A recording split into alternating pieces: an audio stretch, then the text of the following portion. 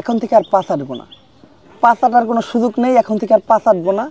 এখন থেকে চাটবো শুধু প্রাক্তনকে আর সুন্দর সুন্দর রমণীকে। এটাই বাস্তব। গাইস, এইবার কাফিকে ইচ্ছা মতো দুয়ে রোস্ট করে দিল ওমর অন ফায়ার। যখন থেকে আমি কয়েল জ্বালানো বন্ধ করছি তখন থেকেই কিন্তু সারা দেশে মশার উৎপাত তো বাইরে। ওমর ভাই কাফিকে উদ্দেশ্য করে দুইটা ভিডিও তৈরি করেছিলেন।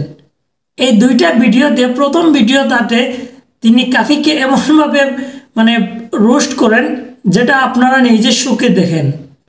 এই প্রমিস ডেতে পুরা দেশবাসী সবার কাছে আমি প্রমিস করতেছি, এখন থেকে আর পাস আটবো না। পাস আটার কোনো সুযোগ নেই। এখন থেকে আর পাস আটবো না। এখন থেকে চাটবো শুধু প্রাক্তনকে আর সুন্দর সুন্দর রমণীকে। এটাই বাস্তব। তো এরপরে তিনি আরেকটা ভিডিও বানান যেখানে কাফিকে কি রোস্ট করেছেন সেটা আপনারা নিজের চোখে দেখুন।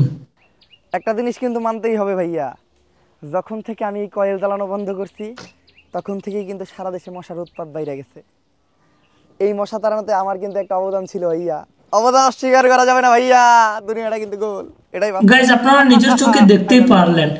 আর ওমর ভাইয়ের এই ভিডিওগুলার লাস্টের দিকে তিনি যে রিপন মিয়ার একটা ভাইরাল ডায়লগ বলেছেন না, এই জিনিসটা কিন্তু জোস ছিল। আপনারা আবার দেখুন। ভাইয়া, দুনিয়াটা কিন্তু গোল। এটাই বাস্তব।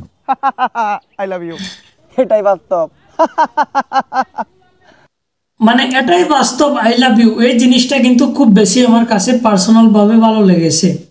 আর কাফিকে নিয়ে বর্তমানে শুধু ওমর ভাই নয়, আরো নামি দামি ক্রিয়েটররা রোস্ট করছেন।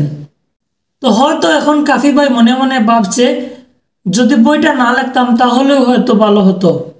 আসলে এখন কাফির মাথাও হয়ে গেছে নষ্ট। যা ইচ্ছা তাই এখন ভিডিও বানিয়ে যাচ্ছে, যা ইচ্ছা তাই পোস্ট করছে তার আইডিতে। তো আপনাদের কি মনে হয়, কাফি কি আসলে লুচ্চা?